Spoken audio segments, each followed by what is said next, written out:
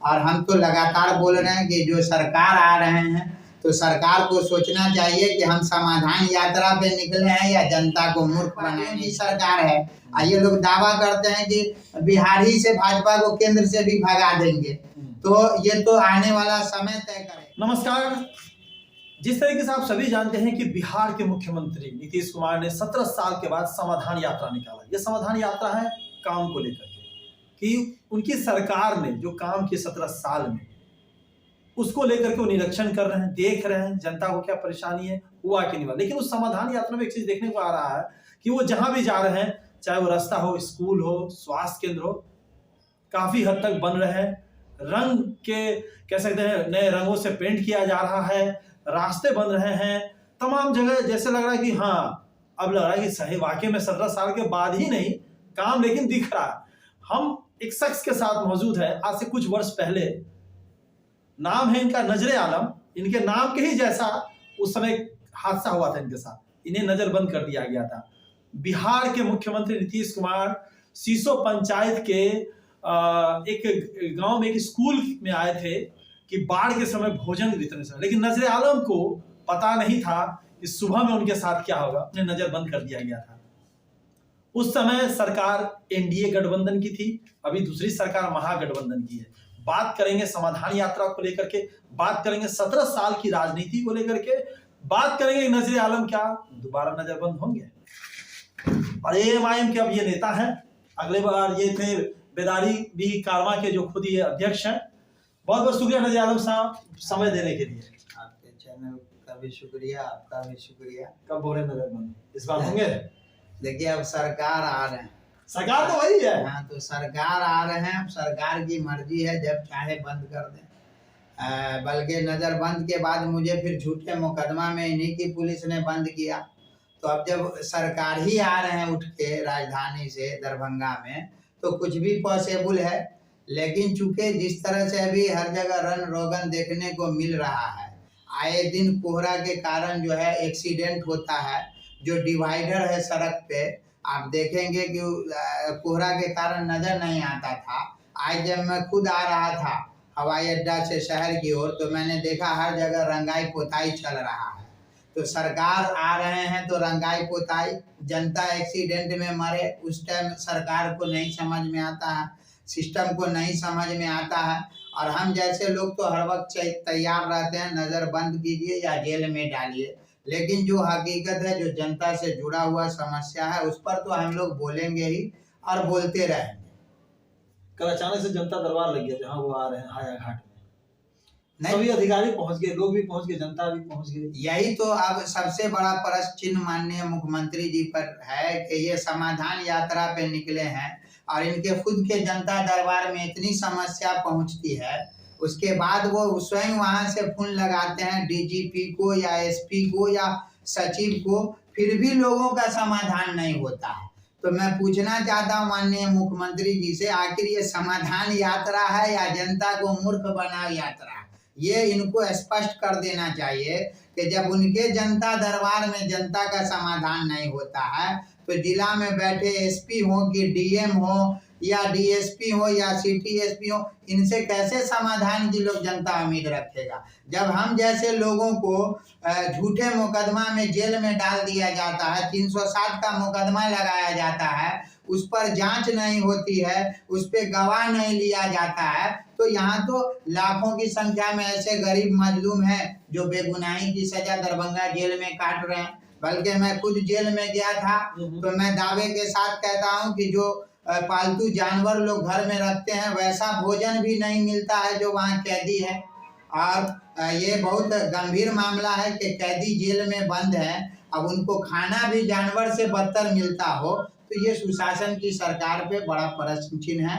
और हम तो लगातार बोल रहे हैं कि जो सरकार आ रहे हैं तो सरकार को सोचना चाहिए कि हम समाधान यात्रा पे निकले हैं या जनता को मूर्ख बनाने निकले हैं। नजरे आलम को पिछली बार नजरबंद किया गया था, क्या कारण था? बस सरकार को डर था, सरकार आए थे यहाँ, उनको लगा कि जो नजर न लग जाए, हाँ नजर न लग जाए। बिल्कुल, आज जो इनका छलावा था, जो ये हर स्कूल में मिड डे मील चलाते हैं, उसका में जो गड़बड़ी होती है, कहीं उसको न ये उजागर कर दे या जनता कहीं रोक करके इनसे सवाल जवाब नहीं करे। कल ही एक महिला ने हाँ इनको रोका और आवेदन दिया कि हमारा पैसा रोक लिया गया है मनरेगा का।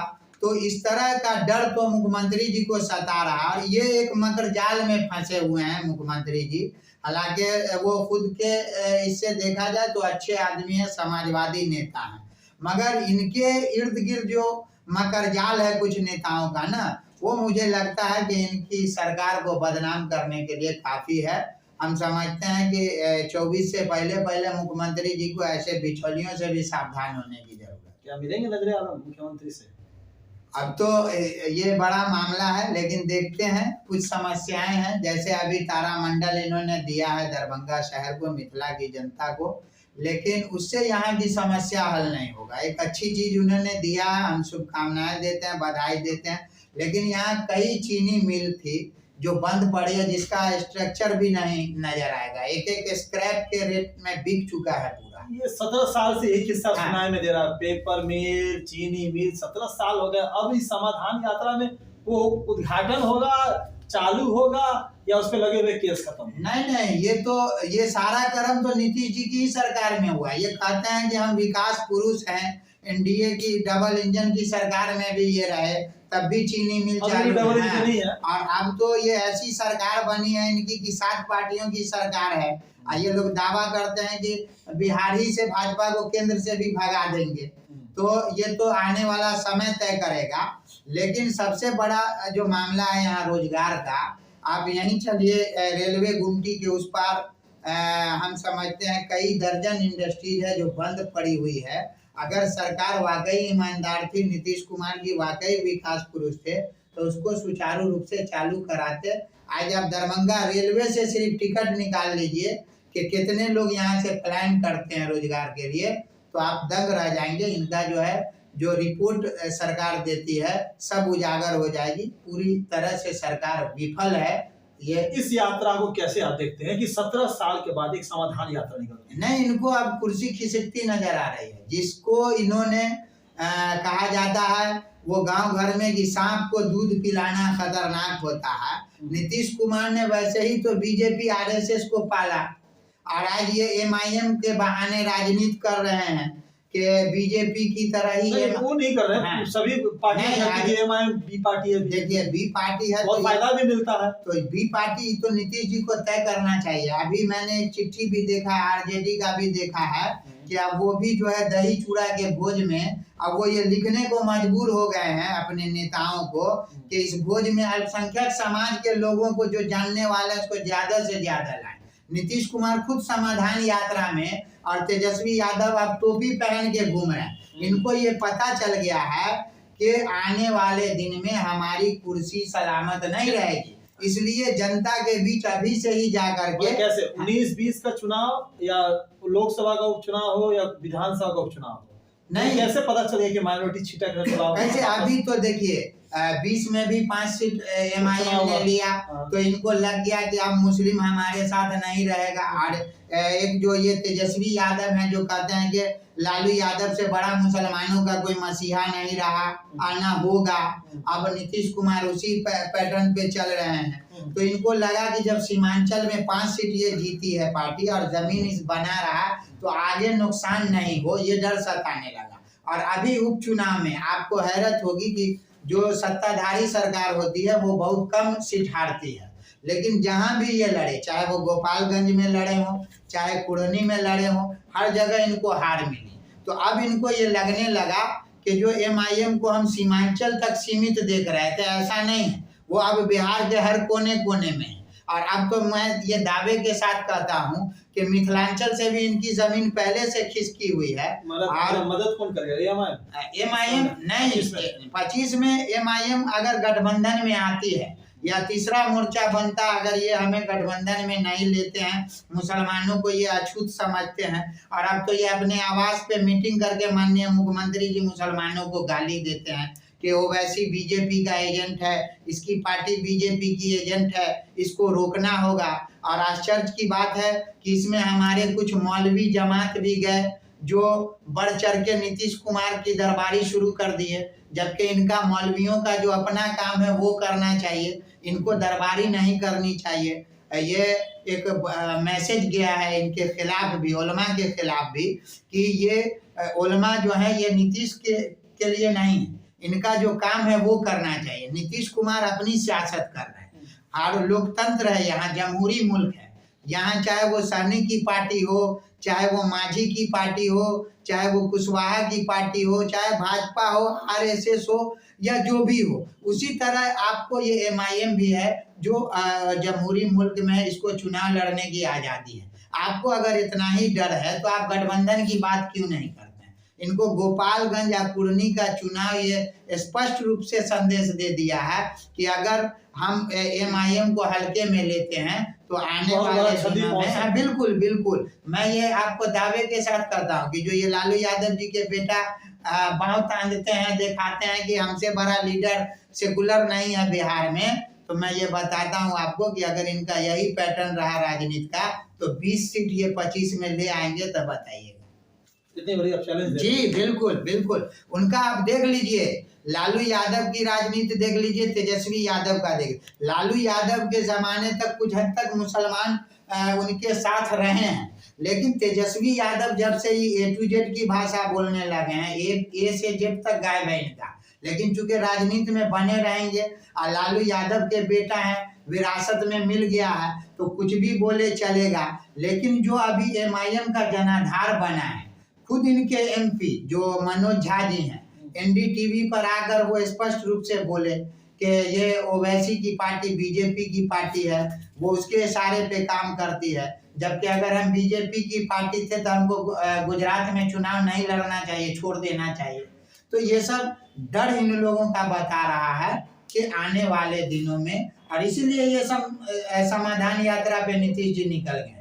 आप देख लीजिए, इससे पहले जितना यात्रा नीतीश जी ने किया, एक भी मुस्लिम लीडर इनके साथ नहीं रहा। आज आप देख लीजिए कि एक नाकाम लीडर माइनॉरिटी का मिनिस्टर है जमाल खान, जिसने आज तक अपने कार्यकाल में माइनॉरिटी का एक काम नहीं किया। अभी चेक बांट रहे हैं लोग समाधान यात्रा में 2 लाख 3 लाख का, और किस तरह का चेक है? वो है रोजगार के नाम पे, जो मुख्यमंत्री कहते हैं कि रोजगार के नाम पे है, हाँ। लेकिन आप जाइए तो ये सरकार दिखाने के लिए जो है बड़ा बड़ा चेक बना करके बांट रही है, लेकिन जब आप मास लेवल पे जाएंगे तो 100 में 2 आदमी को अगर ये ऋण मिल जाए तो बहुत बड़ी बात है। वहां भी इनके लोग, इनके ऑफिसर बगैर रिश्वत के बात नहीं करते हैं, सरकारी उसमें गारंटर चाहिए होता है।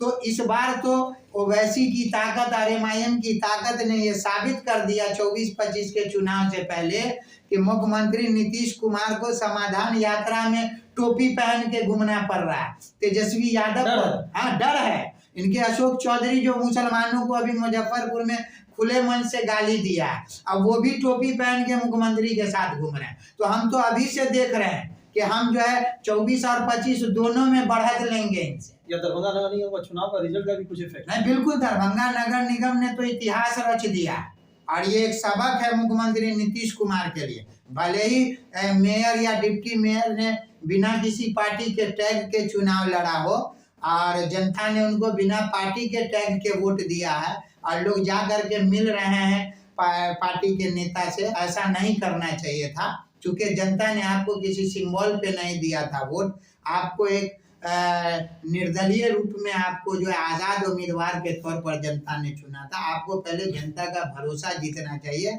चाहे जिस जिला का भी मेयर हो। अभी सीतामढ़ी की एक मेयर चली गई, वो भी नीतीश कुमार से बाल के मुस्लिम लेडी है, और वो जा करके नीतीश जी की पार्टी ज्वाइन किया है। तो ये भी एक गलत मैसेज है। जनता ने आपको वोट जदयू या राजद के नाम पे नहीं दिया था, आपको एक अलग छवि के तौर पर दिया, और आपने जनता का कहीं ना कहीं जनादेश का अपमान किया है। ये सब डर भी मुख्यमंत्री को सताने लगा, और ये समाधान यात्रा नहीं है। बिल्कुल मेरा स्पष्ट रूप से कहना है कि ये डर यात्रा है इनका। ये डर गए हैं कि 24 में अगर एमआईएम यहाँ से चुनाव लड़ी, 25 में लड़ी, तो बीजेपी को रोक पाना मुश्किल है। तो हम तो यही कहते हैं कि जमहूरियत में यही हमारी ताकत है कि जिसको ये बी टीम कहते हैं, आज इनको सड़क पे उतार दिया है ऐसे मौसम में, जिस मौसम में लोग घर से बाहर नहीं निकल पा रहे हैं। तो यही तो MIM की जीत है और यही हमारी ताकत 24 और 25 में इनको बताएगा। और अगर ये लग रहा है इनको कि हम छल करेंगे चाहे जिस समुदाय की भी जनता के साथ हो, ऐसा नहीं है कि ये गरीबों के बहुत बड़े मसीहा हैं। मनरेगा के नाम पर सरकार कहती है हम गरीबों को रोजगार देते हैं, उसको पैसा नहीं मिल रहा, बिचौलिया पैसा खा जा रहा है। ये तो सरकार तो पैसा तो देती है, सरकार तो सब्सिडी देती है, लेकिन यहाँ पे अधिकारी हो या उसके नीचे कोई बिचौलिया है वो खा लेते, इसमें सरकार तो सरकार ही दोषी है ना। आज सरकार आ रहे हैं पटना से तो डिवाइडर का पेंट हो रहा है, तो नहीं तो उस पदाधिकारी को इस बात का डर क्यों नहीं है कि सरकार, ऐसा नहीं लगता नजीर आलम साहब की हर जिला में 2 से 3 बार महीने में राउंड मार लिया जाए?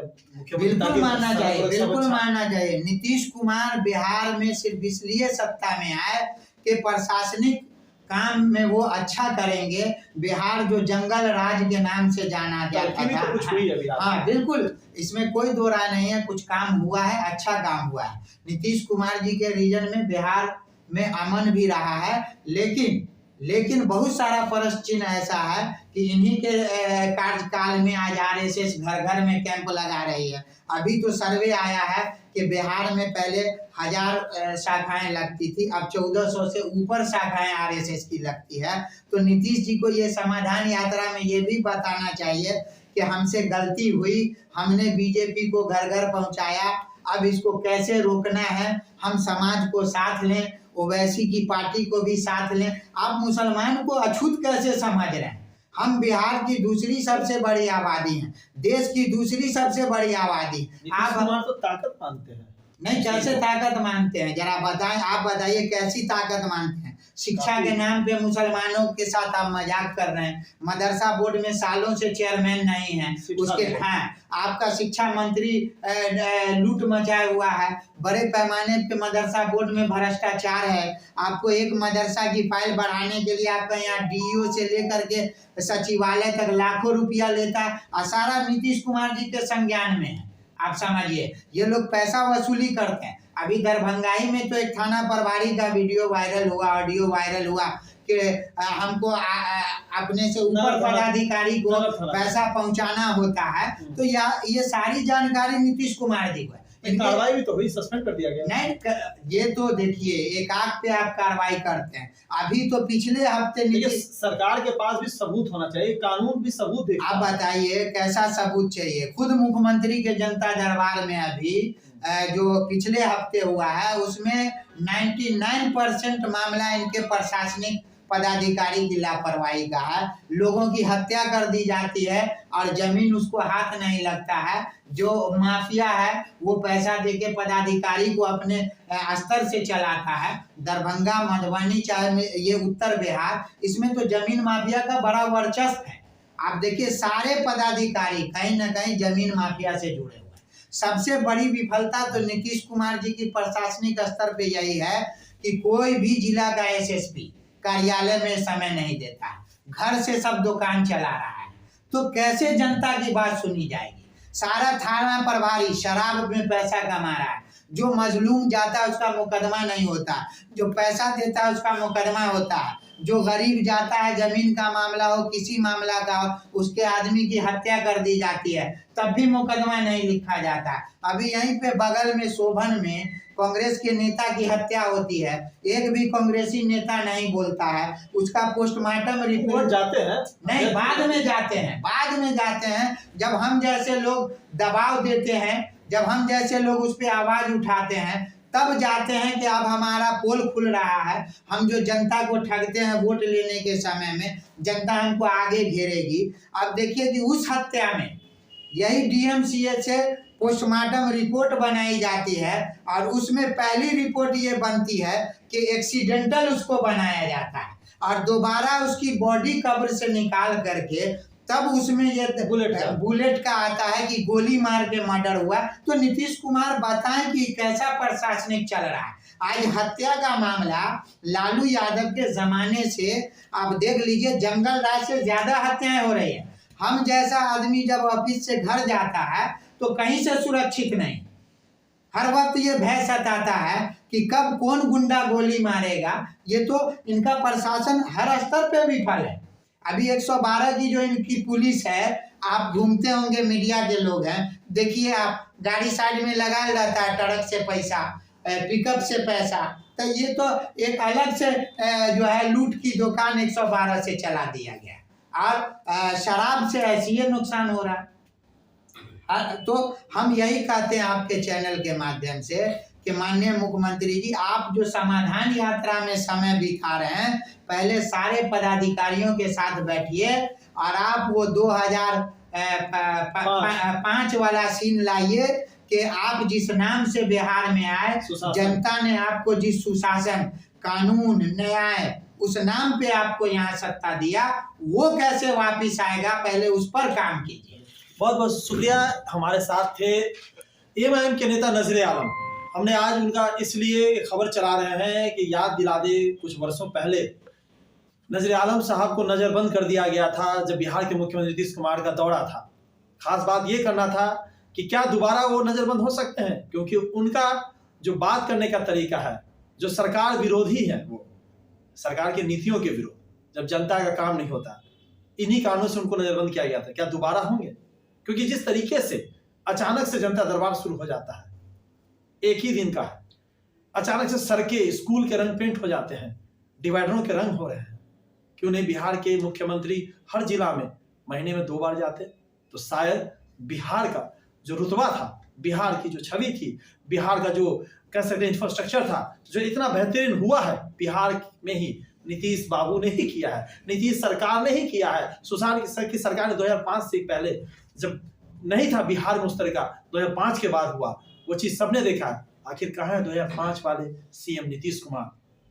क्या ये समाधान यात्रा से वही 2005 वाले नीतीश कुमार बनने की कोशिश कर रहे हैं, या जैसे नजर आलम ने लगा है कि ये डर यात्रा है 2024 लोकसभा का भी और 2025 लोकसभा के? देखिए हमारी इस खबर को, स्पेशल न्यूज थी ये नजर आलम के साथ कि क्या उनको नजरबंद किया जाएगा आज की न्यूज चलने के बाद, क्योंकि सरकार और प्रशासन इनके ऊपर 24 घंटे नजर रखती है। हमारी खबर देखने के बाद कमेंट, लाइक, शेयर करना ना भूलें।